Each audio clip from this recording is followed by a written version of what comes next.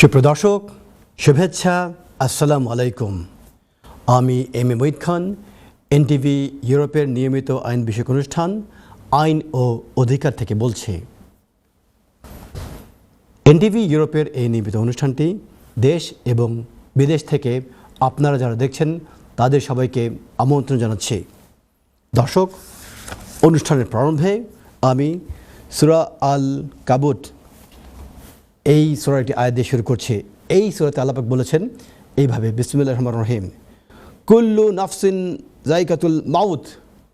ইংরেজিতে এর অনুবাদ হচ্ছে every soul shall taste death, আর বাংলাতে এর অনুবাদ হচ্ছে প্রত্যেক মানুষকেই মৃত্যুর স্বাদ উপভোগ করতে হবে, ভোগ করতে হবে।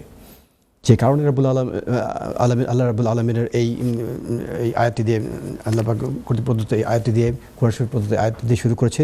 দর্শক মণ্ডলী, শ্রেষ্ঠ দেশপ্রেম কী, এর সংজ্ঞা কী, এটি বলতে গিয়ে প্লেটো তার একটি বই রিপাবলিকে বলেছিলেন যে বইটিতে তিনি সক্রেটিসের যে জবানবন্দি, সেই জবানবন্দি বর্ণন করতে গিয়ে তিনি বলেছিলেন শ্রেষ্ঠ দেশপ্রেম কী।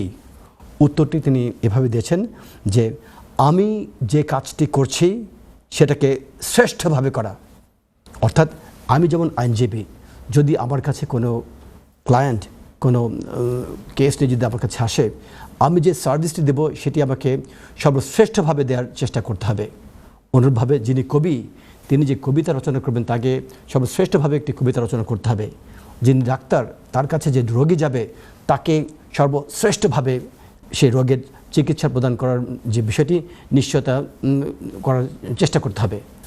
বাংলাদেশের সংবিধান, যে সংবিধানকে বলা হয় highest court of the land, সেই সংবিধানের প্রস্তাবনায় বলা হয়েছে, আমরা বাংলাদেশের জনগণ 1971 খ্রিস্টাব্দের মার্চ মাসের 26 তারিখে স্বাধীনতা ঘোষণা করিয়া জাতীয় মুক্তির জন্য ঐতিহাসিক সংগ্রামের মাধ্যমে স্বাধীন ও সার্বভৌম গণপ্রজাতন্ত্রী বাংলাদেশ প্রতিষ্ঠিত করিয়াছি।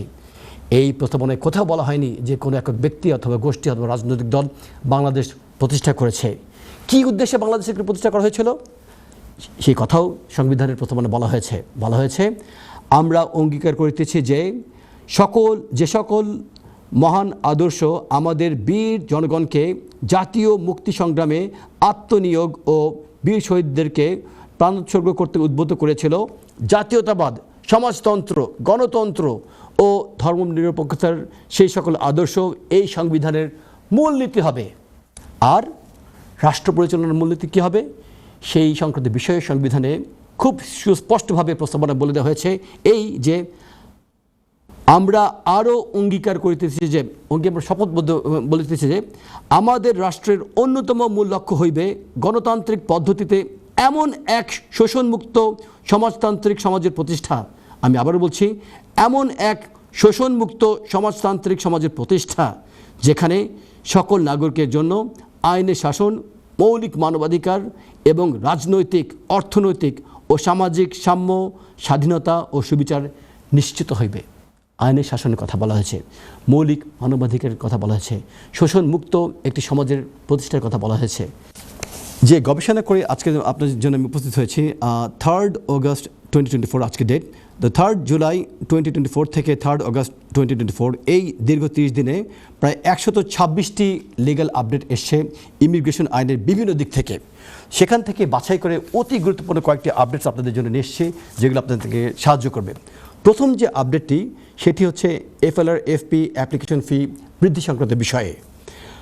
2024 সালের 24শে জুলাই এই তারিখ থেকে FLR-FP অ্যাপ্লিকেশন ফিটি বৃদ্ধি পেয়েছে। প্রায় 20% হারে এই ফিটি বৃদ্ধি পেয়েছে। নতুন ঘোষণার অধীনে একজন অ্যাপ্লিকেন্ট যখন তাদের অ্যাপ্লিকেশনসগুলো যারা সাবমিট করবেন 24শে জুলাই 2024 তারিখের পর থেকে, তাদেরকে অ্যাপ্লিকেশন ফি বাবদ 1285 পাউন্ড পে করতে হবে। আমি আবার বলছি, তাদেরকে অ্যাপ্লিকেশন ফি বাবদ 1285 পাউন্ড ফি পে করতে হবে। অতীত আইনের অধীনে এই ফিটি ছিল 1048 পাউন্ড, অর্থাৎ 250 পাউন্ড অতিরিক্ত ফি বৃদ্ধি পেয়েছে।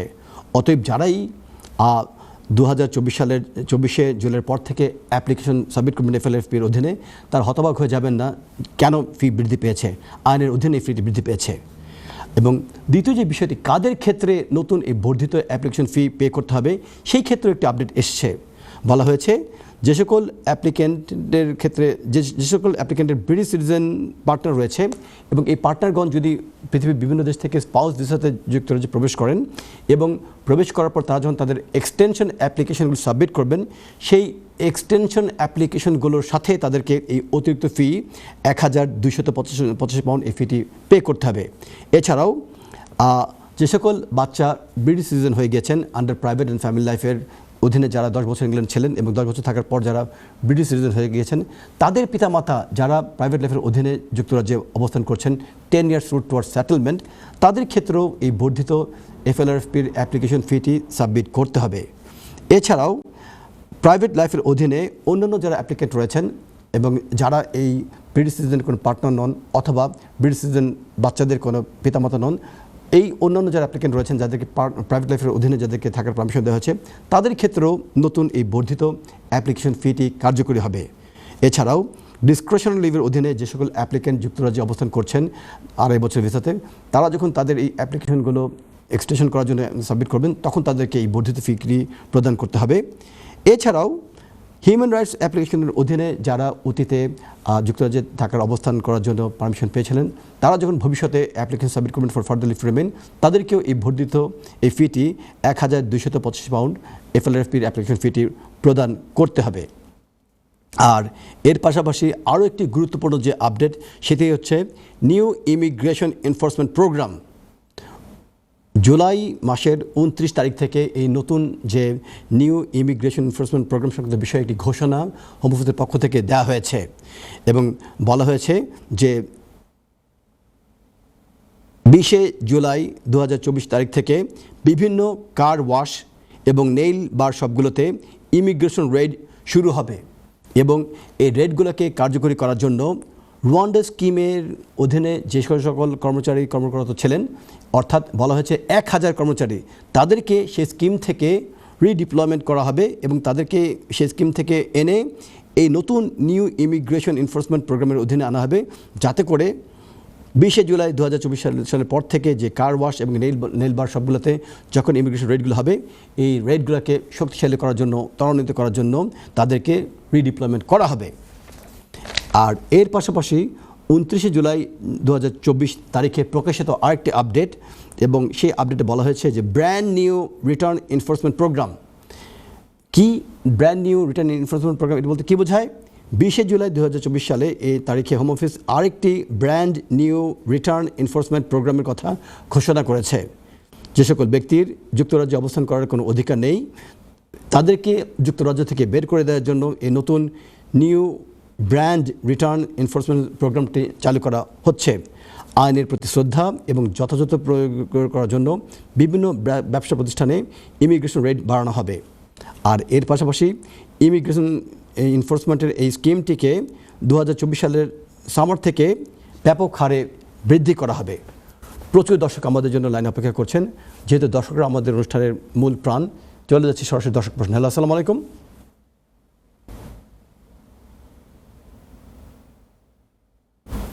আমি কিছু শুনতে পাচ্ছি না, আমি কলার হারিয়ে ফেলেছি। আমি চলে যাচ্ছি আবার এই আপডেটে। এর পাশাপাশি ব্রিটিশ সিটিজেনশিপ অ্যাপ্লিকেন্টদের ক্ষেত্রেও গুরুত্বপূর্ণ একটি আপডেট এসছে। অগাস্ট 2024 থেকে ব্রিটিশ সিটিজেনশিপের ক্ষেত্রে নতুন আইনটি চালু করা হবে। যদি কোনো ব্যক্তির অ্যাপ্লিকেশন সাবমিট করার পূর্ববর্তী 12 মাসের ভেতরে কোনো কনভিকশন থেকে থাকে, সেই কনভিকশনটি যুক্তরাজ্যের ভেতরে হোক অথবা যুক্তরাজ্যের বাইরে হয়ে থাকুক না কেন, তাহলে গুড ক্যারেক্টারের অধীনে উক্ত অ্যাপ্লিক্যান্টকে যুক্তরাজ্যে আর ব্রিটিশ সিটিজেনশিপ দেওয়া হবে না। সুতরাং যে সকল অ্যাপ্লিক্যান্ট, আমি সরাসরি দর্শক প্রশ্ন বলছি। হ্যালো, আসসালামু আলাইকুম। হ্যালো, আসসালামু আলাইকুম। ওয়ালাইকুম সালাম। বোন, কে বলছেন, কোথা থেকে বলছেন? জি, আমি লন্ডন থেকে বলছি। জি বলুন বোন, আপনার প্রশ্ন করুন। আমার প্রশ্নটা হচ্ছে, কালকে আমি রাতের বেলায় জি একটা সারু অ্যাপ্লিকেশন করেছিলাম যে ইমিগ্রেশন ডিটেইলসের জন্য। কিসের জন্য করেছিলেন বোন? কি করেছিলেন? SARU. SARU, is it called SARU? SARU? FARU, আচ্ছা বলুন। জি না, SARU। SARU. Immigration home office থেকে যে আপনার পার্সোনাল ডিটেইলস গুলো আনা হয়। আচ্ছা আচ্ছা, ভেঙে SARU। ইয়েস। জি জি জি বলুন বলুন। জি, ওখানে আমি যতটুকু জানতাম যে ওখানে ওরা পেমেন্ট নেয়, আনফরচুনেটলি ওরা আমার কোনো পেমেন্ট নেয়নি। এটা কি কোনো রিজন হতে পারে? এটা হলো প্রথম প্রশ্ন। জি দ্বিতীয় প্রশ্ন হচ্ছে, কেউ যদি বাংলাদেশ থেকে স্টুডেন্ট ভিসা এখানে আসে, জি এখানে এসে যদি বিয়ে করে, জি তাহলে সে কি স্পাউস ভিসায় সুইচ করতে পারবে? মানে তার জন্য কি ওই আইনটা প্রযোজ্য হবে যে স্টুডেন্ট স্টাডি কোর্স কমপ্লিট না হওয়া পর্যন্ত সুইচ করতে পারবে না? আচ্ছা আচ্ছা বুঝেছি। তাহলে আপনি প্রথম যে প্রশ্নটি সেটা হচ্ছে আপনি অ্যাপ্লিকেশন সাবমিট করেছেন বাট এখন পেমেন্ট এখনও নেয়নি, তাই তো? জি, ওরা বলছে আমার কোনো ফি লাগবে না। আচ্ছা, যদি আপনার কোনো ফি যদি না লেগে থাকে তাহলে আপনি জাস্ট ওয়েট করেন। অনেক সময় এমনও হয়েছে, আমাদের অভিজ্ঞতা থেকে দেখেছি যে ইন্ডিক্লেন্স অ্যাপ্লিকেশন সাবমিট করা হয়েছে, পিতার মাতার অ্যাপ্লিকেশন ফি নেওয়া হয়েছে বাট বাচ্চাদের ক্ষেত্রে বলা হয়েছে ফি ওয়েভড, বাট এটা ছিল ভুল তথ্য। পরবর্তীতে ওরা ওদের ভুল কারেকশন করে আমাদের কাছ থেকে আবার ঠিকই ফি মানে নেওয়ার জন্য আমাদেরকে ইমেল পাঠিয়ে ফি নিয়ে নিয়েছে। অনুরূপভাবে আপনার ক্ষেত্রে আপনার ব্যাকগ্রাউন্ড আমি জানি না, ব্যাকগ্রাউন্ড অনুযায়ী অনেক সময় অনেকের ক্ষেত্রে আপনার ফি ওয়েভড করে দেওয়া হয়। এখন আপনার ব্যাকগ্রাউন্ড অনুযায়ী যদি ফি ওয়েভ না করে দেওয়া হয়ে থাকে এবং আপনার কাছ থেকে যদি ফি কালেকশন না করা হয়ে থাকে, হয়তোবা সামনে আপনাকে ভবিষ্যতে একটা ইমেল দিয়ে আপনার কাছ থেকে সেই ফিটি কালেক্ট করে নেওয়া হবে। এক্ষেত্রে আপনি কোনো টেনশন করবেন না, ঠিক আছে বোন? জি, থ্যাংক ইউ। আর এটি হচ্ছে মানে আপনার যে পার্সোনাল ইনফরমেশন যেটি হোম অফিসের কাছে হেল্প করা আছে সে সংক্রান্ত বিষয় হিসেবে প্রযোজ্য। আর এর পাশাপাশি আপনি বলেছেন সেকেন্ড যে বিষয়টি, একজন অ্যাপ্লিকেন্ট বাংলাদেশ থেকে স্টুডেন্ট ভিসা এখানে এসেছেন এবং তাকে যদি কেউ বিয়ে করে ব্রিটিশ সিটিজেন, সেক্ষেত্রে কি এই দেশের থেকে তিনি মানে সুইচ করতে পারবেন কিনা, তাই তো? বিষয়টি সেরকম তো? এখন ইমিগ্রেশন রুলসটি এই ক্ষেত্রে একটু ব্ল্যান্ড। যারা স্টুডেন্ট তাদেরকে অবশ্যই যুক্তরাজ্যে প্রবেশ করে তাদেরকে কোর্স প্রথমে কমপ্লিট করতে হবে, এটি হচ্ছে ম্যান্ডেটরি রিকোয়ারমেন্টস। বাট এর ভিতরে আরেকটি বিষয়, যদি তারা কোনো ব্রিটিশ সিটিজেনকে বিয়ে করে ফেলে ইংল্যান্ডে, এবং তখন আরেকটি আইন এখানে মানে ব্ল্যান্ড হয়ে যাবে, মানে ইন্টারফেয়ার করবে তার পার্সোনাল লাইফে, এবং অ্যাজ এ রেজাল্ট সেই আইনটি কি, সেটি হচ্ছে যুক্তরাজ্যে বসবাস করার জন্য প্রাইভেট ফ্যামিলি লাইফের যে আইনটি, সেই আইনটি। এবং যেহেতু উক্ত ব্যক্তি একজন ব্রিটিশ সিটিজেনকে বিয়ে করছেন under the strict immigration rules, তাকে অবশ্যই তার দেশে ফিরে গিয়ে এন্ট্রি ক্লিয়ারেন্সের জন্য অ্যাপ্লিকেশন সাবমিট করতে হবে। এটি হলো একটি দিক। অন্যদিকে যদি উক্ত ব্যক্তি মনে করেন যে তিনি ইংল্যান্ডে আসছেন এবং তার যে ওয়াইফ তাকে লুক আফটার করার তার খুব প্রয়োজন এবং তিনি দেশে ফিরে গেলে অ্যাপ্লিকেশন সাবমিট করার যে বিষয়টি, এটি একটি ইনসারমাউন্টেবল অবস্টাকল তৈরি করবে, তখন উক্ত ব্যক্তি ইংল্যান্ডের থেকেই কিন্তু অ্যাপ্লিকেশন সাবমিট করতে পারবে। যেহেতু আপনি ব্রিটিশ সিটিজেন এবং আপনি তাকে সাপোর্ট দিলে সে কিন্তু সেই অ্যাপ্লিকেশনটি সাবমিট করতে পারছে যুক্তরাজ্যের ভিতর থেকেই, এবং সেক্ষেত্রে আপনাকে যে আপনাদের যে রিলেশনশিপটি এটি জেনুইন সাবসিস্টিং, দেশে ফিরে গেলে কী ধরনের ইনসারমাউন্টেবল অবস্টাকল হবে, এই ধরনের যে তথ্যগুলি যদি সুন্দরভাবে হোম অফিসে আপনি জানাতে পারেন, দ্যার ইজ এ পসিবিলিটি উক্ত ব্যক্তি যিনি স্টুডেন্ট হিসেবে যুক্তরাজ্যে এসেছেন এবং যার কোর্সটি এখন শেষ হয়নি, কমপ্লিট হয়নি, তিনি কিন্তু যুক্তরাজ্যে অবস্থান করেই অ্যাপ্লাই করতে পারবেন অ্যাজ এ ডিপেন্ডেন্ট। এবং এই অ্যাপ্লিকেশনগুলোকে হোম অফিস কনসিডার করবে under private and family life এই ক্যাটাগরিতে। তো যত বেশি তথ্য এই রিলেশনশিপ স্টাবলিশ করার জন্য যত বেশি তথ্য সাবমিট করবেন, আপনাদের এই অ্যাপ্লিকেশনে তত বেশি শক্তিশালী হবে। ধন্যবাদ আপনার প্রশ্নের জন্য। চলে যাচ্ছি পরবর্তী দর্শক প্রশ্নে। হ্যালো, আসসালামু আলাইকুম সুপ্রিয় দর্শক, আমি এই দর্শকে অনুরোধ করছি কাইন্ডলি টেলিফোনের কাছে এসে সরাসরি কথা বলবেন। টেলিভিশন দেখে আমাদের সাথে কথা বললে আপনারা শুনতে পাবেন না। টেলিভিশন সাউন্ডটি বন্ধ করে দিয়ে মিউট করে দিয়ে টেলিফোনে সরাসরি আপনি আমাদের সাথে কথা বলুন। চলে যাচ্ছি পরবর্তী দর্শক প্রশ্ন। হ্যালো, আসসালামু আলাইকুম সুপ্রিয় দর্শক, আমি অনুরোধ করছি কালি টেলিভিশনের সাউন্ড বন্ধ করে দিয়ে টেলিফোনের কাছে গিয়ে কথা বলুন প্লিজ, অথবা অন্য রুমে গিয়ে কথা বলুন। হ্যালো হ্যালো, আসসালামু আলাইকুম ভাই, কে বলছেন, কোথেকে বলছেন, কেমন আছেন? আপনি কাইন্ডলি টেলিভিশনের সাউন্ড বন্ধ করে দেন, অথবা ধন্যবাদ। এখন কিন্তু খুব ক্লিয়ার আপনার ভয়েস, বলুন ভাইয়া।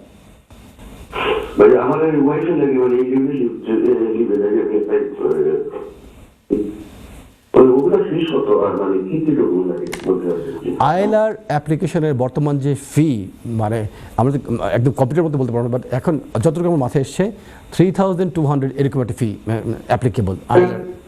হ্যালো হ্যালো, আমি আপনাকে বলে দিচ্ছি, 2000 আমি আপনাকে এখনই বলে দিচ্ছি আইএলআর অ্যাপ্লিকেশন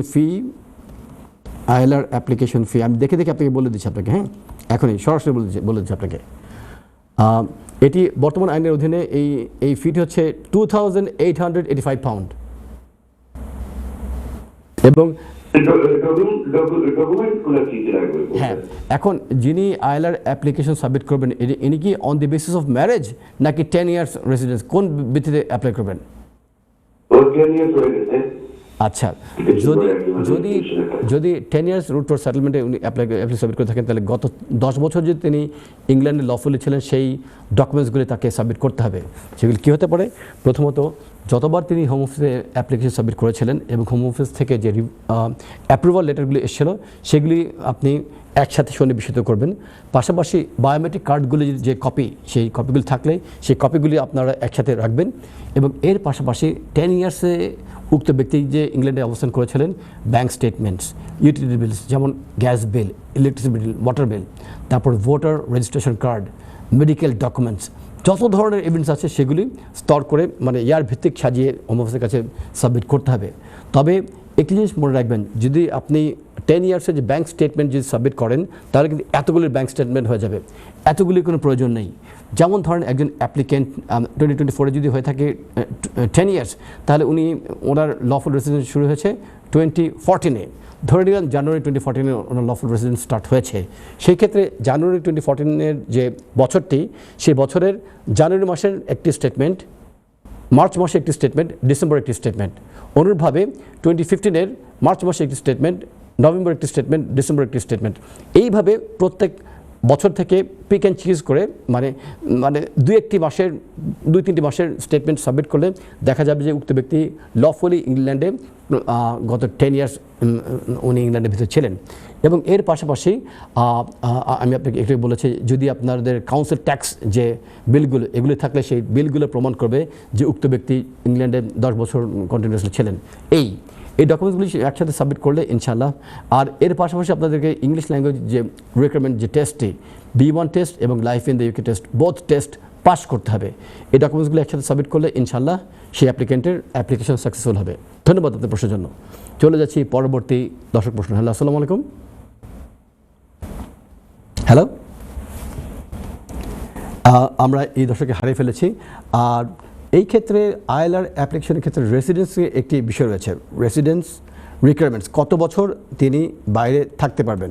এবং সেই ক্ষেত্রেও আপনাদেরকে মনে রাখতে হবে যে কত বছর এই 10 ইয়ার্স রুট ফর সেটেলমেন্টের ক্ষেত্রে একজন ব্যক্তি দেশের বাইরে থাকতে পারবেন। আমি একটু আপনাদেরকে দেখে বলে দিচ্ছি কত বছর তিনি দেশের বাইরে থাকবেন। 10 ইয়ার্স রুটে যারা থাকবেন তাদেরকে অবশ্যই নতুন আইনের অধীনে ইন টোটাল তারা 548 ডেজের বেশি যুক্তরাজ্যের বাইরে অবস্থান করবেন না। যদি কোনো অ্যাপ্লিকেন্ট যুক্তরাজ্যের বাইরে 548 দিন অবস্থান করেন তাহলে সেই ব্যক্তিকে কিন্তু আইএলআর দেওয়া হবে না 10 ইয়ার্স রুট ফর সেটেলমেন্ট এই অ্যাপ্লিকেশনের অধীনে। সুতরাং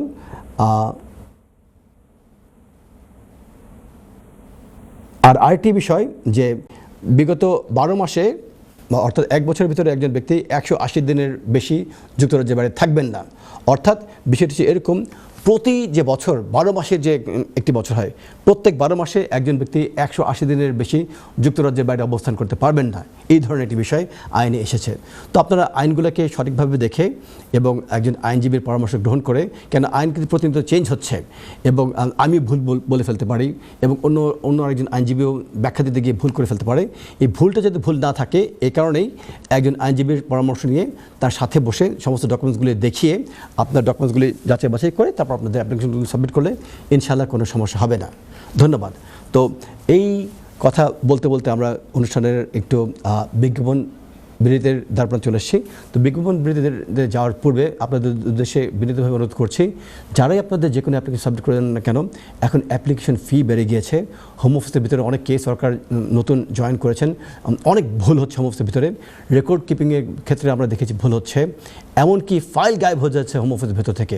এই বিষয়গুলো এই কারণেই আপনারা যখন অ্যাপ্লিকেশনগুলো সাবমিট করবেন, সাবমিট করার সময় একটু সতর্ক হয়ে প্রয়োজনীয় ডকুমেন্টস একসাথে করে যদি আপনাদের অ্যাপ্লিকেশনগুলো সাবমিট করেন, তাহলে সেক্ষেত্রে ইনশাল্লাহ ডকুমেন্টস ল্যাকিংয়ের কারণে অ্যাটলিস্ট আপনাদের অ্যাপ্লিকেশনসগুলো রিফিউজড হবে না। বিজ্ঞাপন বিরতির পূর্বে বিভিন্ন দর্শকের প্রশ্নের উত্তর দেওয়ার চেষ্টা করছিলাম। এই অধ্যায়েও তার কোনো ব্যতিক্রম ঘটবে না। তবে বিজ্ঞাপন বিরতির পূর্বে একজন সম্মানিত দর্শক আমাদেরকে প্রশ্ন করেছিলেন 10 ইয়ার্স রুট টুয়ার্ডস সেটেলমেন্ট এই অ্যাপ্লিকেশনগুলোর ক্ষেত্রে কী কী ডকুমেন্টস তাকে সাবমিট করতে হবে। একটি জায়গাতে গিয়ে আমি থেমে গিয়েছিলাম যে কতদিন তিনি যুক্তরাজ্যের বাইরে বিগত 10 বছর অবস্থান করতে পারবেন যখন তিনি এই 10 ইয়ার্স রুট টুয়ার্ডস সেটেলমেন্ট অ্যাপ্লিকেশনগুলো সাবমিট করবেন, সেক্ষেত্রে আমি থেমে গিয়েছিলাম। তো সেটি একদম খোলাখুলি আপনাদেরকে ক্লিয়ার করে বলছি। একটি ডেট আপনাদের জন্য খুব ইম্পর্ট্যান্ট, যে 11 এপ্রিল 2024 তারিখ, অর্থাৎ 2024 সালের 11 এপ্রিলের পূর্বে যে সকল applicant 10 years route towards settlement এই রুলের অধীনে অ্যাপ্লিকেশন সাবমিট করতেন, তারা যুক্তরাজ্যের বাইরে 548 দিন অবস্থান করতে পারতেন। আর নতুন যে আইনটি এসেছে, নতুন আইনটি 11 এপ্রিল 2024 সালের পর থেকে উক্ত ব্যক্তিকে প্রতি মাসে 12 মাসের ভিতরে 180 দিনের বেশি যুক্তরাজ্যের বাইরে অবস্থান করতে পারবেন না। চলে যাচ্ছি সরাসরি দর্শক প্রশ্ন। হ্যালো, আসসালামু আলাইকুম।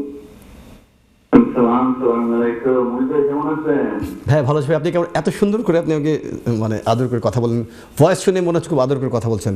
ভালো আছি, আপনি কেমন আছেন? আলহামদুলিল্লাহ। জাযাকুমুল্লাহ খাইর।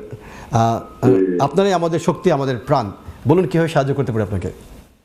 আপনাদের এই সহযোগিতা কমিউনিটির যে কত মানে লাগতে বা কত উপকৃত হইতেছে কমিউনিটিতে আসলে।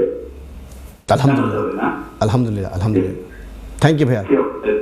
আপনাদের এই কন্ট্রিবিউশন নিয়ে আখেরাত সব দিকেই এটা থাকবে ইনশাআল্লাহ। এত চমৎকার করে বললেন। মে আল্লাহ ব্লেস ইউ ভাইয়া। আল্লাহ আপনাকে অনেক রহমত দান করেন ভাইয়া। আচ্ছা, আমি একটা জিনিস জানতে চাচ্ছি যে ওয়াইফের অ্যাপ্লিকেশন করছি। বলুন, আপনার লাইনটা একটু ভেঙে ভেঙে যাচ্ছে। আপনি বলেছেন যে ওয়াইফের এক্সটেনশন অ্যাপ্লিকেশন করেছেন, তাই তো? ন্যাচারালাইজেশন। জি জি বলুন, জি জি বলুন। ও ন্যাচারালাইজেশন অ্যাপ্লিকেশন করছি মোটামুটি 1.5 মাসের মতো হয়ে গেছে, কোনো অ্যাকনোলেজমেন্ট দেয় নাই। আচ্ছা, জি। আমি সবকিছু কমপ্লিট। আর ওই যে অনলাইন অ্যাপ্লিকেশনের নাম্বার 6 অপশন যেটা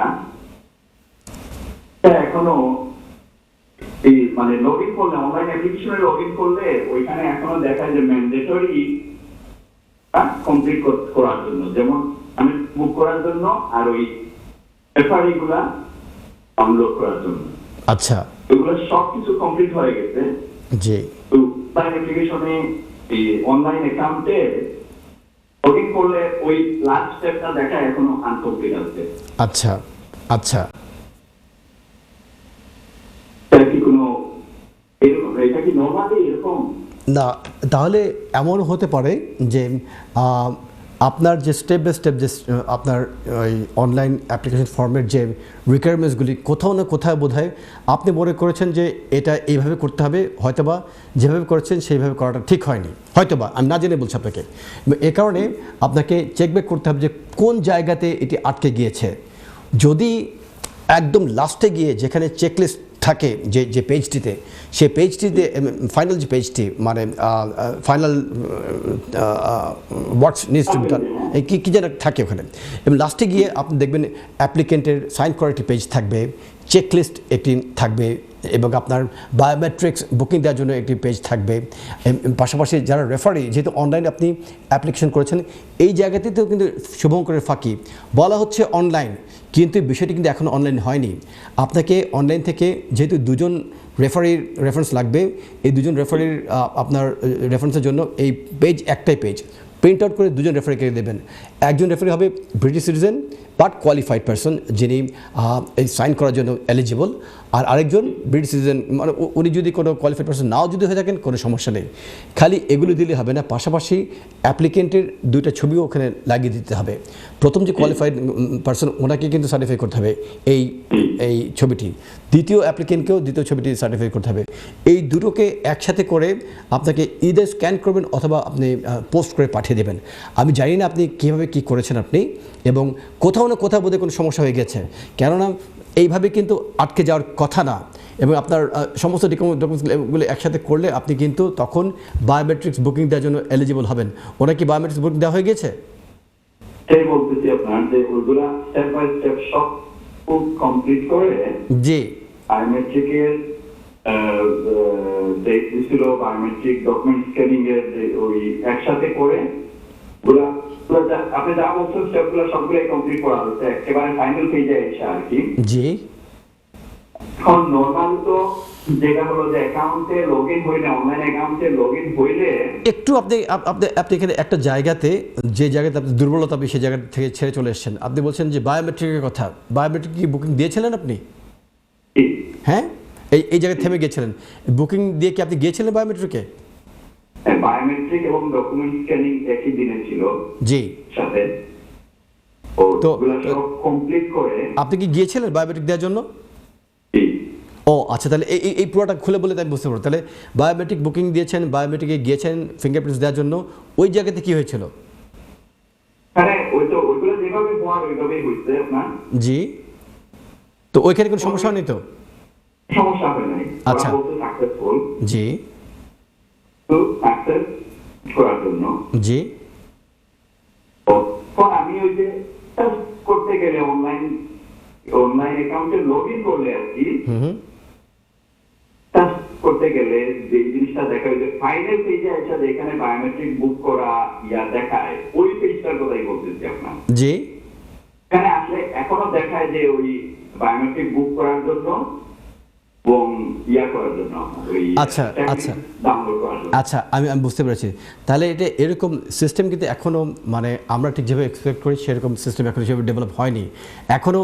আপনি ফিঙ্গারপ্রিন্টস দেওয়া সত্ত্বেও, বায়োমেট্রিক্স ডকুমেন্ট সাবমিট করা সত্ত্বেও আপনি দেখবেন অনেক সময় সিস্টেম ওরা আপডেট করে না। আনফর্চুনেটলি সিস্টেম আপডেট হয়নি। আপনি কোনো টেনশন করবেন না। আপনি সঠিকভাবে আপনি কাজ করেছেন। আপনি প্রত্যেকটা পদক্ষেপ আপনি সাকসেসফুল আপনি করেছেন। আপনি যেহেতু ফিঙ্গারপ্রিন্টস দিয়ে এসছেন, যদি কোনো প্রবলেম হতো এবং আপনার প্রত্যেকটা স্টেপ ফলো করতে গিয়ে কোথাও যদি আপনার কোনো গাফিলতি হয়ে যেত, অত মিস্টেক করে ফেলতেন, তাহলে কিন্তু বায়োমেট্রিক্সের সময় সেগুলি ধরা পড়তো এবং ইমিগ্রেশন অফিসাররা, আপনার যে ওয়াইফ, ওনারা কিন্তু বায়োমেট্রিক্স নিতেন না।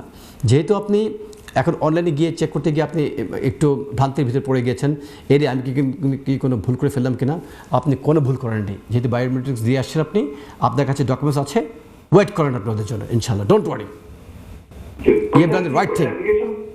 জি, আমি তারপরে অ্যাপ্লিকেশন সাবমিট করার পরে কি কোনো ইমেল অ্যাকনলেজমেন্ট দেয় না ওরা?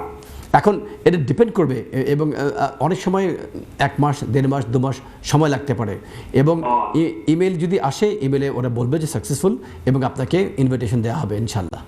তো কোনো টেনশন করবেন না, আপনি খালি ওয়েট। এবং সবচেয়ে গুরুত্বপূর্ণ যে বিষয়টা, চেক ইউর ইমেল এভরিডে, এটাই করবেন। সকালে একবার, বিকেলে একবার করবেন। যে ইমেলটা ইউজ করেছিলেন সেই ইমেলেই কিন্তু হোম অফিস থেকে কমিউনিকেট করা হবে। 1.5 মাস অত বড় কোনো সময়, লম্বা সময় না। আপনি ওয়েট করেন, আরও ইফ নিডেড 2-3-4 মোর মান্থ যদি এক্সট্রা লাগে, ওয়েট করেন, বাট এর ভিতরে চলে আসবেন ইনশাল্লাহ। হয়তো বা এমন হতে পারে নেক্সট মান্থে, আমি প্রত্যেক মাসে একটা শো রান করি ফার্স্ট স্যাটারডে, হয়তো বা নেক্সট মান্থে আপনি টেলিফোন করে আমাকে বলবেন, মুহিত ভাই আমার ওয়াইফ হয়ে গিয়েছে ইনশাল্লাহ। ওকে ভাইয়া? জি, থ্যাংক ইউ। আরেকটা কোয়েশ্চন কি কুইকলি করতে পারি? অফকোর্স, জি বলুন। জি প্লিজ ক্যারি অন। আমার অনেক আপনার ইয়াতে আসছে, ওই খেয়ারে আসছিল। জি, তারপরে তো ওদের হয়ে গেছে, কোম্পানিটা মানে ডিজিটাল হয়ে ওরা যে সিচুয়েশনে পড়ছিল, তো ওই হেল্প নিয়ে ওই অ্যাসাইলাম পেশন করছে। জি ভিসাটা কার্টেলের আগে, ডেটের আগেই করছে। জি ভাইয়া। ওদের যে কার্ডগুলো দেওয়া হচ্ছে, যে এসিপি কার্ড না কি জানি বলে, জি হ্যাঁ, এআরসি কার্ড। সরি, হ্যাঁ, জি, কার্ডগুলোতে দুইজনেরই রাইট যেভাবে ছিল ওইভাবেই আছে। জি, শুধু এই যে স্ক্রিনিং, মানে প্রথম যে ইন্টারভিউটা নিয়েছিল আর কি, ওইটার উপরে বেসিস করে আরকি কার্ডগুলো ইস্যু করছে। জি, এখন ওই ওদেরকে যিনি করছিলেন, অ্যাপ্লিকেশন করে দিয়েছিলেন, নিনাকে বলছেন ওরা সুইচ করতে পারবে জি, যদি ওয়ার্ক পারমিট পায়, জি, তাহলে করতে পারবে। এটা কি সঠিক? ঠিক আছে। এখন ইমিগ্রেশন রুলসের আন্ডারে আমি যদি বলি সঠিক না, আমি আপনাকে মিসগাইড করব এবং প্রত্যেকটা লয়ার যে অ্যাঙ্গেল থেকে যখন আপনাকে অ্যাডভাইস করবে ডকুমেন্টসগুলো দেখে তিনি কিন্তু কারেক্ট। আমি কিন্তু কখনো কোনো লয়ারকে বলি না যে তিনি আপনাকে ইনকারেক্ট অ্যাডভাইস করেছেন। তো যে লয়ার আপনাকে অ্যাডভাইস করেছেন he is correct from his point of view, আমি না জেনে এই কথাটা বললাম।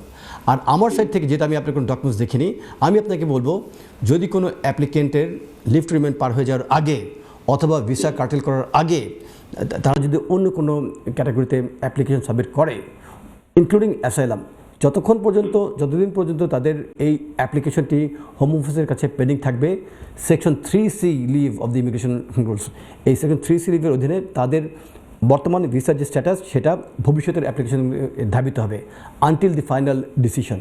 লাইকওয়াইজ এখন আপনার যে রিলেটিভ যিনি কেয়ার ভিসা যে কোম্পানি বন্ধ হয়ে গিয়েছে, লাকিলি ওনার যদি ভিসা রিভোক না করা হয়ে থাকে অথবা ওনার ভিসাকে যদি কার্টেল না করা হয়ে থাকে এবং ভিসা ভ্যালিড থাকাকালীন সময় তিনি যদি অ্যাসাইলাম করে থাকেন, কার্ডে যদি বলা থাকে যে আগের যে স্ট্যাটাস ওয়ার্ক রাইটগুলি কন্টিনিউ করেছেন, দ্যাট উড ইন্ডিকেট ওনারা কিন্তু সুইচ করতে পারবেন।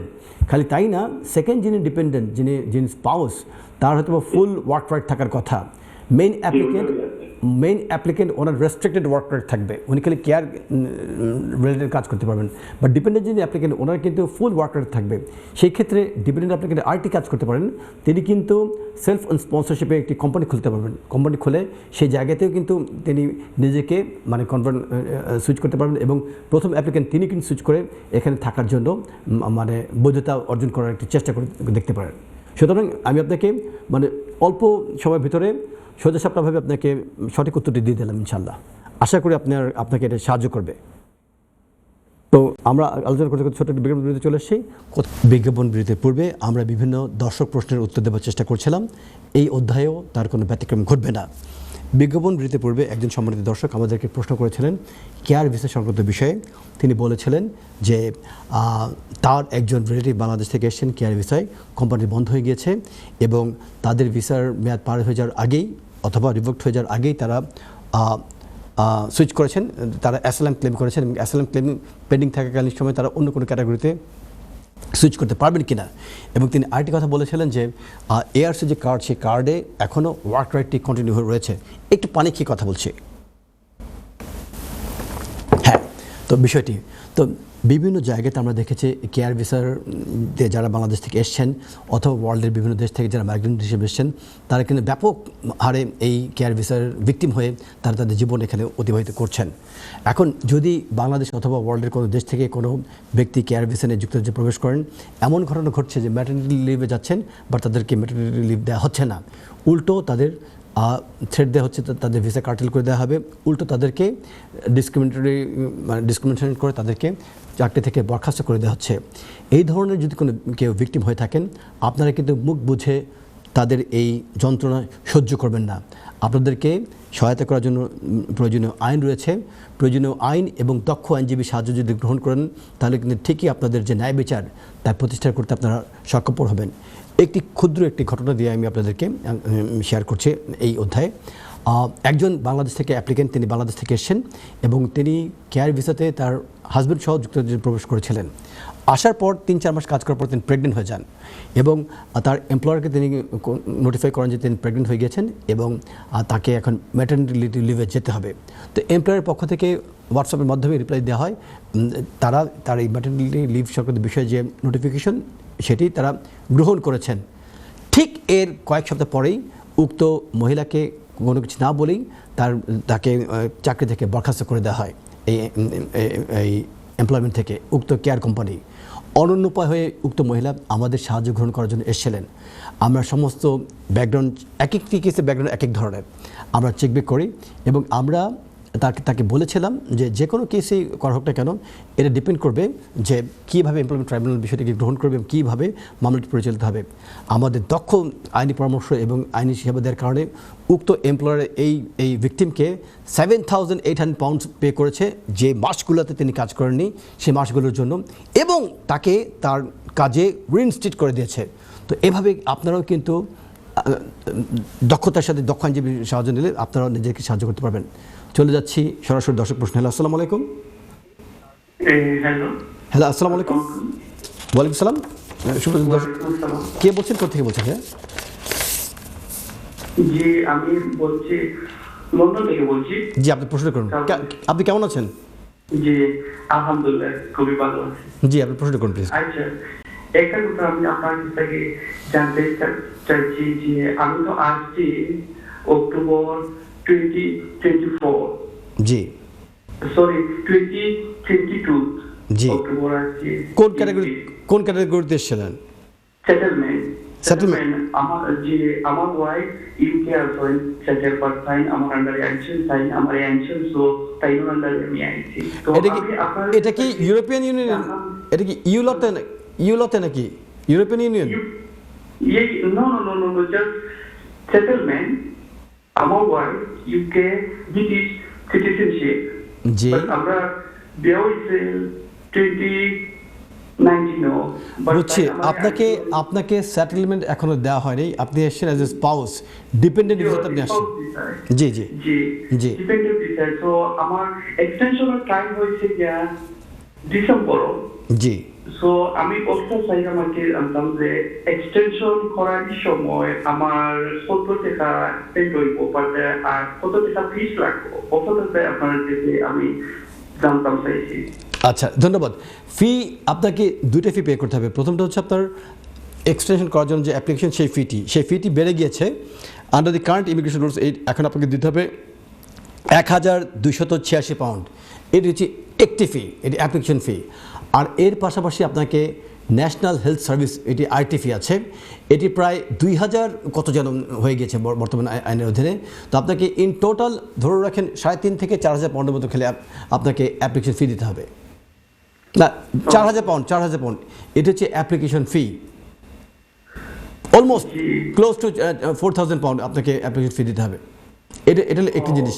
আর আপনার যদি আর যদি অন্য কোনো প্রশ্ন থেকে থাকে যে মোহিত ভাই আর কি ডকুমেন্ট সাবমিট করবো, এটি কি আপনার সেকেন্ড প্রশ্ন? জি না, এটা আমার ফার্স্টই। যেহেতু আমি এক্সটেনশন করার সময় কত টাকা স্পেন্ড করতে হবে এবং আমার কত টাকা নিই এটা জানার জন্য আপনার কাছে ফোন করছে। আর আগে যদি আমার কাজ থাকে না তাহলে এটার জন্য কি এক্সটেনশন করা যাবে?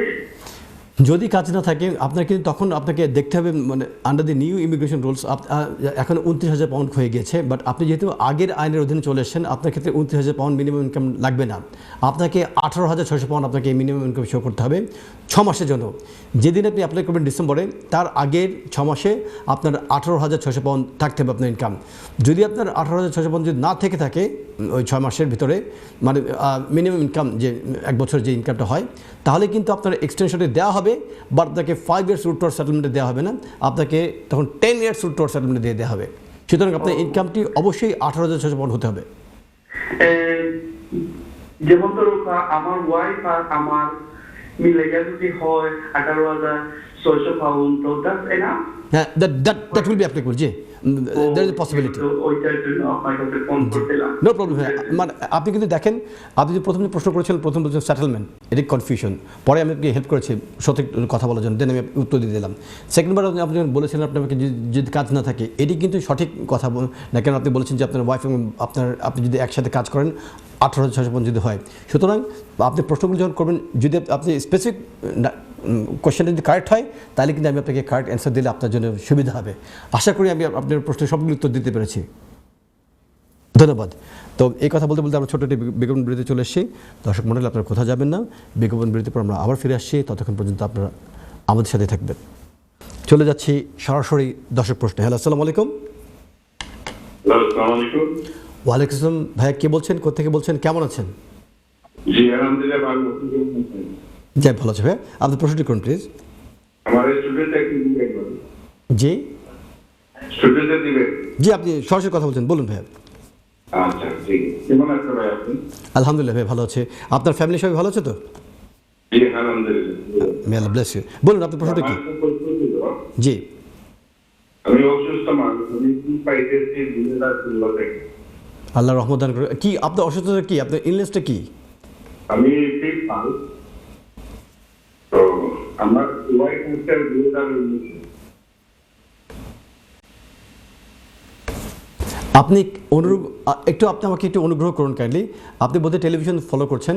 আপনি টেলিফোনে কথা বলুন, টেলিভিশনের সাউন্ড বন্ধ করে দিয়ে কাইন্ডলি, অথবা পাশের রুমে গিয়ে কথা বলুন, তাহলে আমাদের বুঝতে সুবিধা। বলুন ভাই। আমি যেটা শুনেছি, যেটা বুঝতে পেরেছি, আপনি একটু আল্লাহ সুস্থ করে দেখ, আপনি অসুস্থ চিলনেস, এবং আপনার ওয়াইফ 2019 এসছে, এই ধরনের কথা বলেছেন। বাকিটা বলে যান। 2022 যখন এক্সটেনশন করি তখন আমি একটা পাই, জি তখন ইন্টারভিউ ডিরেক্টর করে পাবলিক হতো না। জি ওইটা করতে ও আচ্ছা, 2022-এ যখন আপনি এক্সটেনশন করেছিলেন, ফি ওয়েভার পেয়েছিলেন, যদি সেই ফি ওয়েভারটির অ্যাপ্লিকেশন করে থাকেন লিফট রিমেন ভ্যালিড থাকাকালীন সময়ে, এবং কোডটি আসার পরে সেই কোডটি যদি অন টাইমে যদি আপনি অ্যাপ্লিকেশন সাবমিট করে থাকেন, কোনো সমস্যা নেই। 5 বছর যখন কমপ্লিট হয়ে যাবে, 5 বছর পর সরাসরি তিনি ইনডেফিনিট রিমেন জন্য অ্যাপ্লাই করতে পারবেন, কোনো সমস্যা হবে না। জি, এখন যখন আপনি ইনডেফিনিট লিভ রিমেনের জন্য অ্যাপ্লাই করবেন ইন ফিউচার, ইনডেফিনিট লিভ রিমেনের ক্ষেত্রে কোনো আপনার ফি ওভার নেই। আচ্ছা, আমি বলতে চাচ্ছি যে নিবন্ধন এখন অ্যাপ্লাই করব, তো 5 বছর হয়ে গেছে। জি, যদি ওটা 5 বছর হয়ে গেছে, ওনার 5 বছর যদি হয়ে থাকে, তাহলে আপনি সরাসরি ওনার জন্য ইনডেফিনিট লিভ রিমেন অ্যাপ্লাই করতে পারবেন আপনি, বাট সেই ক্ষেত্রে আপনাকে অবশ্যই ফি পে করতে হবে। ফি কত হবে? এখন 2800 এরকম, 3000 মধ্যে ফি, অ্যাপ্লিকেশন ফি। আচ্ছা, আমার শরীর বলছে পরিবারের জন্য অ্যাপ্লাই করতে পারি, এটা কি ঠিক হবে? আমি সবসময় আমার লাইফ শোতে এবং আমি পার্সোনালভাবেও আমি সবাইকে সম্মান প্রদর্শন করি। যারাই যে সকল আইনজীবী আপনাদেরকে অ্যাডভাইস করে থাকেন, আমি তাদেরকে সবসময় সম্মান করে বলে থাকি যে তাদের অ্যাডভাইসটি কারেক্ট। এখন যিনি আপনাকে বলেছেন যে আপনি ইনডেফিনিট লিভ রিমেনের জন্য যখন আপনি অ্যাপ্লিকেশন সাবমিট করবেন তখন আপনি ফি ওয়েভার অ্যাপ্লাই করতে পারবেন, তিনি কোন সাইড থেকে বলেছেন, কেন বলেছেন, আমি কিন্তু তার সাইড থেকে কোনো কথা বলতে পারবো না। আমি শুধু আমি বলতে পারবো না যে তিনি সঠিক কথা বলেননি, বাট আমি আপনাকে আমার যে নলেজ, আমার যে অভিজ্ঞতা এবং আইন যেটি বলছে সেই অর্থে আমি আপনাকে বলে দিচ্ছি সরাসরিভাবে, ইনডেফিনিট লিভ টু রিমেন অ্যাপ্লিকেশনের ক্ষেত্রে কোনো ফি ওয়েভার নেই। ধন্যবাদ ভাই। ওকে, ধন্যবাদ। আল্লাহ পাক আপনাকে রহমত দান করুক। চলে যাচ্ছি পরবর্তী দর্শক প্রশ্ন। আসসালামু আলাইকুম। ওয়ালাইকুম সালাম। ভাই কে বলছেন, কোথা বলছেন? প্লিজ কোকে স্যার। যে হোমওয়ার্ক থেকে আমি একটা লেটার পাইছি, তো ওরা দিচ্ছে 10 ওয়ার্কিং ডের ভিতরে ওদেরকে জানাতে হবে, তো উইকেন্ডে বাকি কাউন্ট করবে না।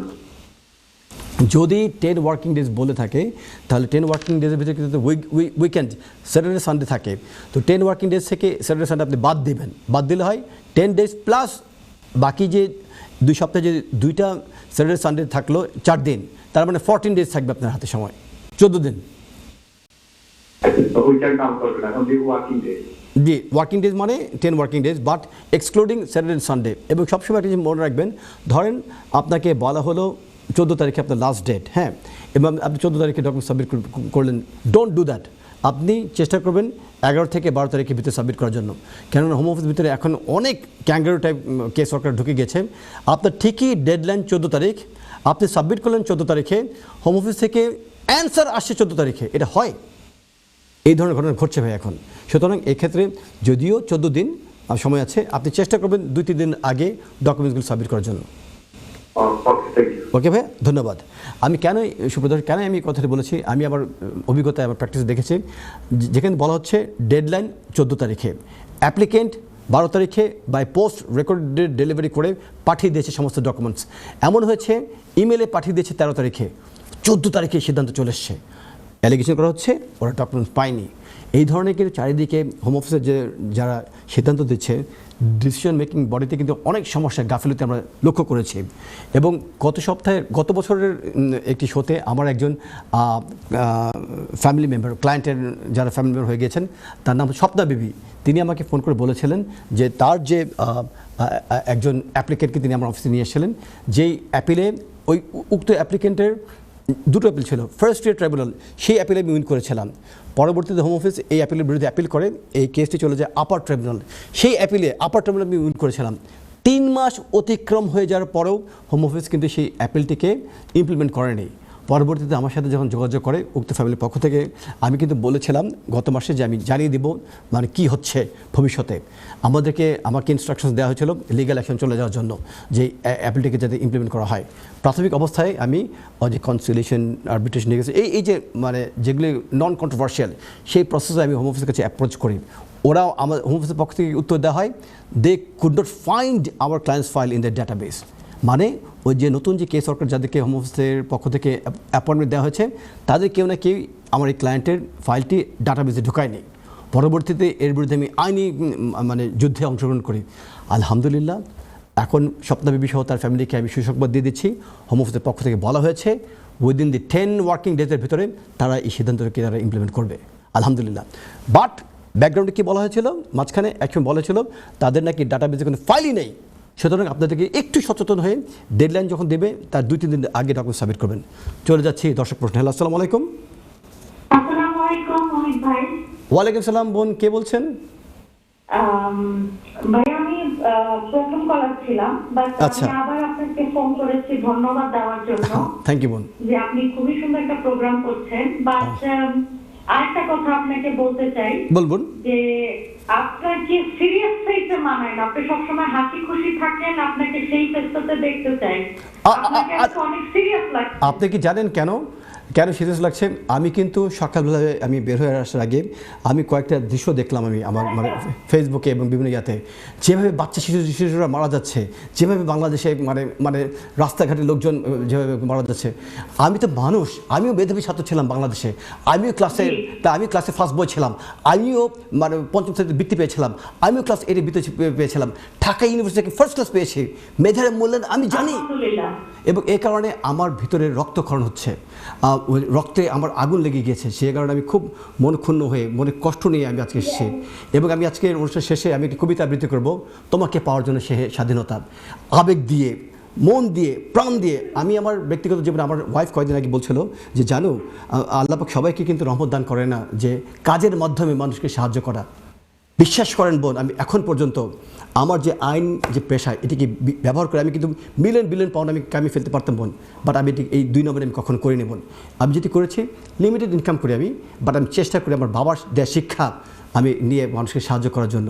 যেহেতু বাবার দেওয়া শিক্ষা আমার ভিতরে ধারণ করে রেখেছি, এবং আমার ওয়াইফ যখন বলছিল জানো মানুষকে কিন্তু সাহায্য করার ক্ষমতা আল্লাহ পাক সবাইকে দেয় না কাজের মাধ্যমে, আসলেই আমি মানুষকে যেভাবে সাহায্য করার চেষ্টা করি ঠিক অনুরূপভাবে আমি এখন ফিল করছি, আমি চেষ্টা করছি যে আমি কীভাবে বাংলাদেশের মানুষকে সাহায্য করব, বাট আমি এখন মানে কাগজে বাঘ হয়ে গেছে, তন্ত্রহীন বাঘ হয়ে গেছে। এই কারণে আমার ভিতরে একটু কষ্ট নিয়ে আজকে উপস্থিত হয়েছে।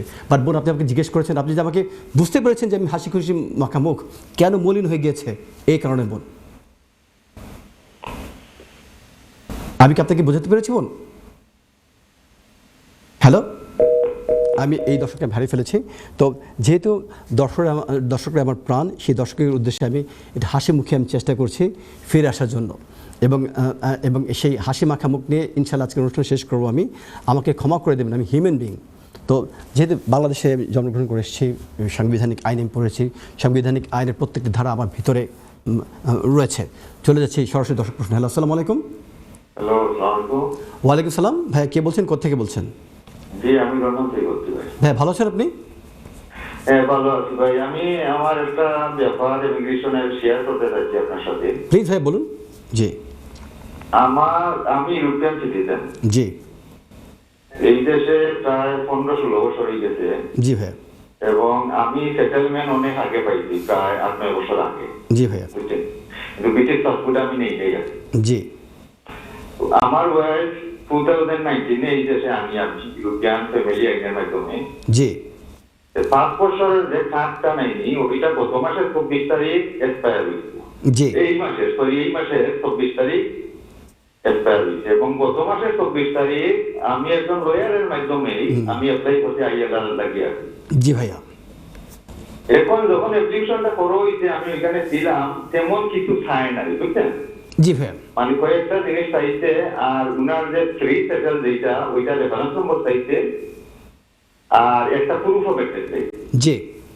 ওইগুলো ছাড়ার পরে ওরা 2-3 দিন পরে আবার বললো যে এইগুলা এনাফ না, আপনার 2019 থেকে এই পর্যন্ত কিছু প্রুফ অফ অ্যাড্রেস দেওয়ার জন্য। জি। তো আমি কিছু ডাক্তারের লেটার টেটার ওইগুলা দিছি আর কি। আর ইলেকট্রিক গ্যাসের বিলের বুঝতেননি যে না আমার সাথে ওইগুলা দিছি। দেওয়ার পরে আবার বলতেছে এখন যেগুলা এনাফ না, 19 থেকে এই পর্যন্ত প্রতি 6 মাসের বছরে একটা আপনার এভিডেন্স দেওয়ার জন্য। জি, এখন আমি রেডি করছি আর কি, আমি আগামী সোমবারে দিব আমার লয়ারকে। জি ভাইয়া।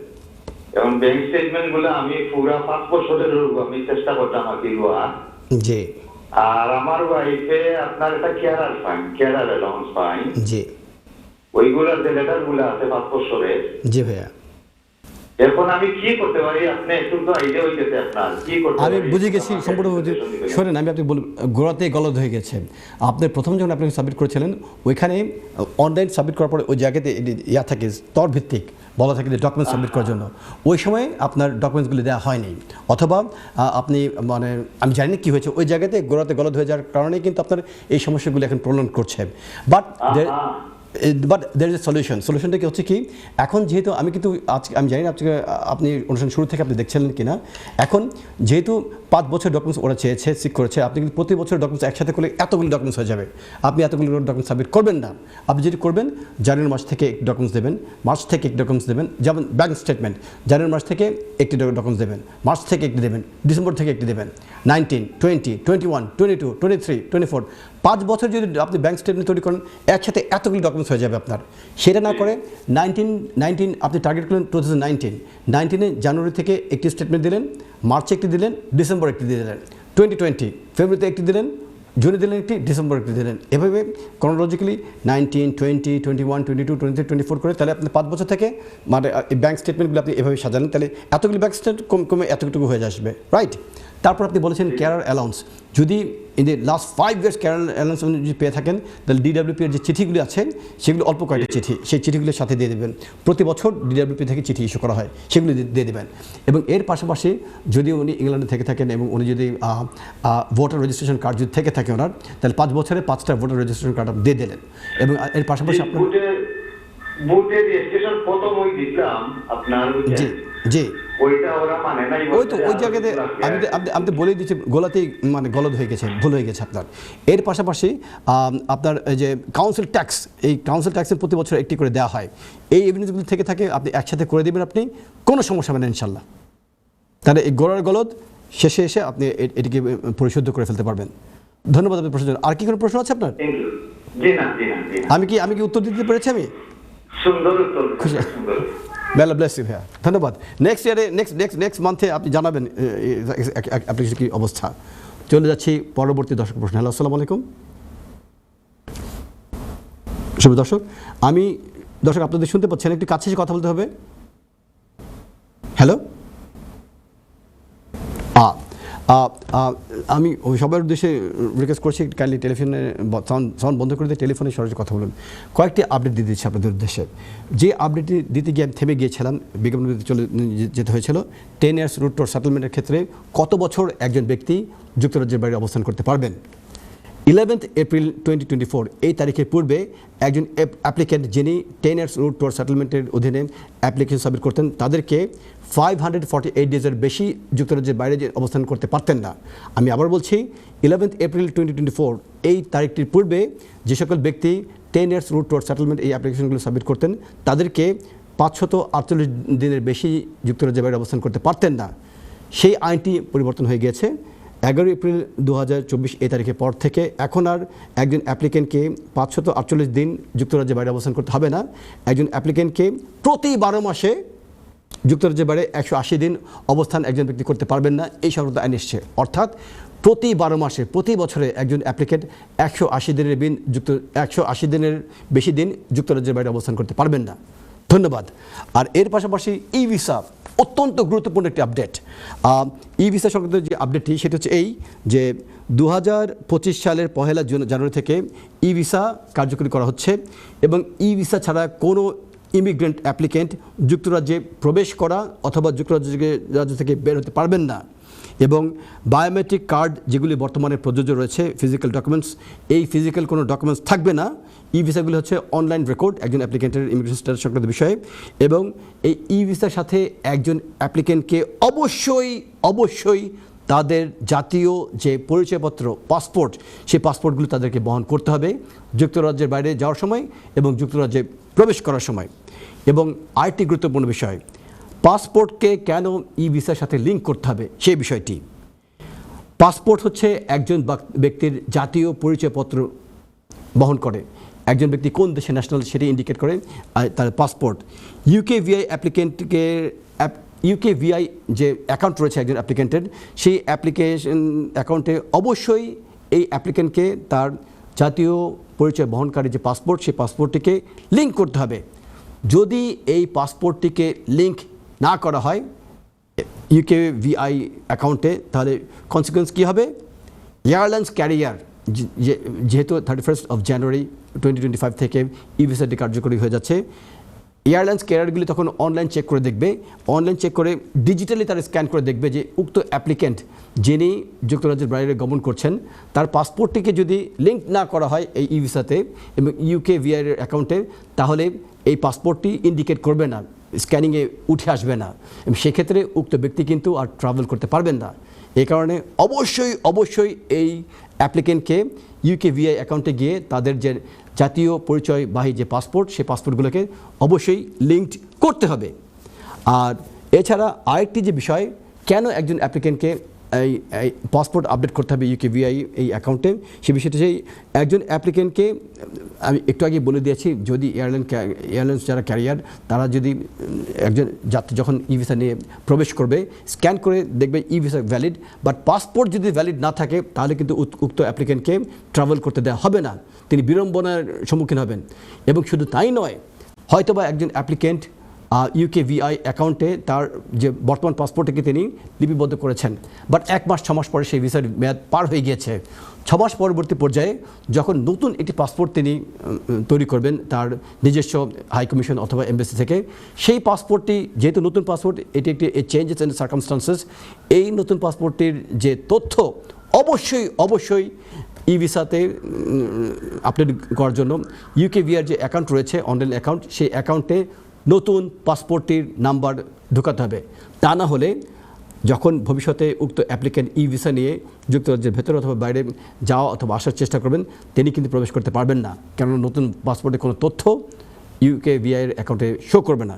সুতরাং একটু কেয়ারফুল হয়ে এই ই ভিসা সংক্রান্ত বিষয়টি আপনারা একটু কেয়ারফুলি এই সমস্যাগুলির সমাধান যদি এখনই করে ফেলেন, তাহলে 1 জানুয়ারি 2025 পর থেকে আপনাদের কোনো সমস্যা হবে না।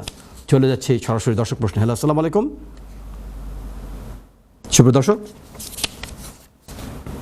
আমরা এই দর্শককে হারিয়ে ফেলেছি। তো এই দর্শকে হারিয়ে ফেলেছি, কিন্তু আরেকটি গুরুত্বপূর্ণ বিষয় আপনাদের সাথে শেয়ার করে আমি অনুষ্ঠানের শেষ পর্যায়ে চলে আসবো। আর সেই বিষয়টি হচ্ছে ফরেন ম্যারেজ। আমরা বিভিন্ন সময় বিভিন্ন জায়গা থেকে আমরা প্রশ্ন পেয়ে থাকি যে ফরেন যে ম্যারেজগুলি সেগুলিকে এবং বাংলাদেশের যে ফরেন ম্যারেজ, সেই ম্যারেজ কি যুক্তরাজ্যে স্বীকৃত একটি ম্যারেজ কিনা।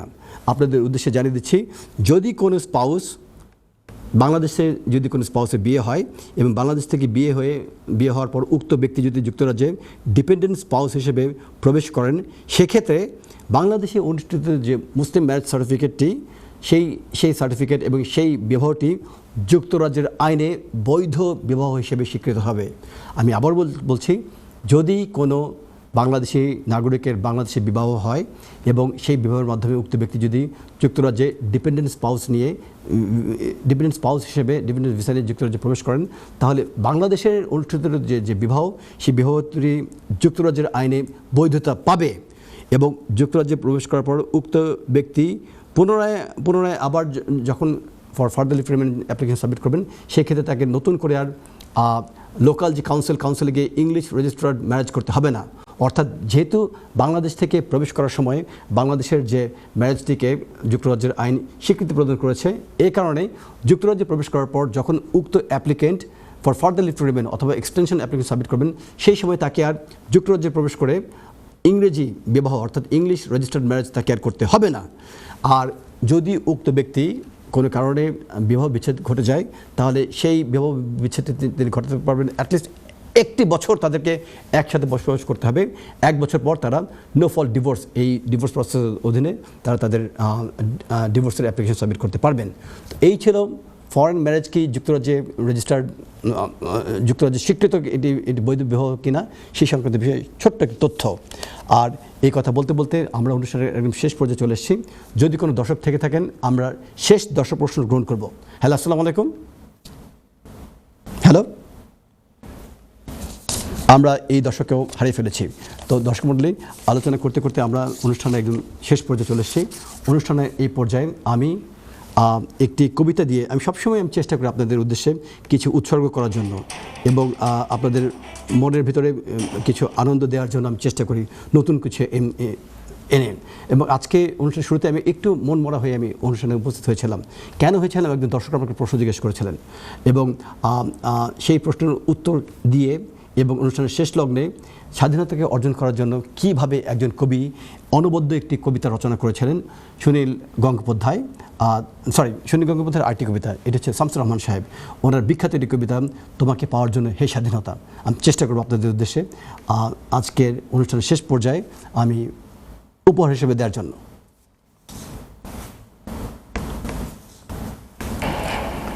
তোমাকে পাওয়ার জন্য হে স্বাধীনতা, শামসুর রহমান। ইকো সাউন্ডের ভালো হয়। তোমাকে পাওয়ার জন্যেই হে স্বাধীনতা, তোমাকে পাওয়ার জন্যেই আর কতবার ভাসতে হবে রক্ত গঙ্গায়, আর কতবার দেখতে হবে খান্ডব দাফন। তুমি আসবে বলে হে স্বাধীনতা, সাকিনা বিবির কপাল ভাঙল, সিথির সিঁদুর মুছে গেল হরিদাসে। তুমি আসবে বলে হে স্বাধীনতা, শহরের বুকে জলপাই রঙের ট্যাঙ্ক এলো দানবের মতো চিৎকার করতে করতে। তুমি আসবে বলে হে স্বাধীনতা, ছাত্রাবাস বস্তি উজাড় হলো, রিকয়েললেস রাইফেল আর মেশিন গান খই ফোটালো যত্রতত্র। তুমি আসবে বলে ছাই হলো গ্রামের পর গ্রাম। তুমি আসবে বলে বিধ্বস্ত পাড়ায় প্রভুর বস্ত্রভিটার ভগ্ন স্তূপে দাঁড়িয়ে এক টানা আর্তনাদ করলো একটা কুকুর। তুমি আসবে বলে হে স্বাধীনতা, অবুঝ শিশু হামাগুড়ি দিল পিতামাতার লাশের উপর। তোমাকে পাওয়ার জন্যেই হে স্বাধীনতা, তোমাকে পাওয়ার জন্যেই আর কতবার ভাসতে হবে রক্ত গঙ্গায়, আর কতবার দেখতে হবে খান্ডব দাহন। দর্শক মণ্ডলী, এইটি বলতে বলতে আমি আজকের যে কবিতা আবৃত্তি এখানে শেষ করলাম। আমার মূল উদ্দেশ্য ছিল আমাদের ভিতরে যে প্রীতীয় প্রেমের পূর্ণ বাঁধন বেঁধে আমাদের ভিতরে মৌলিক মানবিক মূল্যবোধ জাগিয়ে তোলার জন্য। একটি প্রাণ পৃথিবী থেকে চলে গেলে তাকে কিন্তু আমরা ফিরিয়ে আনতে পারবো না। 1 আগস্ট 2024 আমার বাবার 15তম মৃত্যুবার্ষিকী আমরা পালন করেছি এবং আমি আমার বাবার জন্য দোয়া করেছি। আমার বাবা কিন্তু পৃথিবীতে নেই, মরিতে চাই না আমি সুন্দর ভুবনে, মানবের মাঝে আমি বাঁচিবার চাহি। বাবার রেখে দেওয়া আদর্শ আমি বুকে ধারণ করে আমি চেষ্টা করি প্রীতি এবং প্রেমের পুণ্যবাঁধনে সবাইকে বেঁধে ফেলার জন্য। আসুন না মন থেকে প্রাণ থেকে আমরা ভালো মানুষ হয়ে উঠি। আমি আমার ফেসবুকে এবং বিভিন্ন যে পোস্টগুলো দিয়ে থাকি, be good, do good, be kind, avoid hypocrisy. আসুন না মন থেকে একটু ভালো মানুষ হয়ে ওঠার চেষ্টা করি, প্রাণ থেকে একটু ভালো মানুষ হয়ে ওঠার চেষ্টা করি। যদি আমরা মন থেকে প্রাণ থেকে একটু ভালো মানুষ হয়ে উঠি, তাহলে পৃথিবী থেকে একটি অসৎ মানুষ কমে যাবে, পৃথিবী থেকে একটি অপরাধী কমে যাবে। আসুন আমরা ভালো মানুষ হয়ে ওঠার চেষ্টা করি। ধন্যবাদ।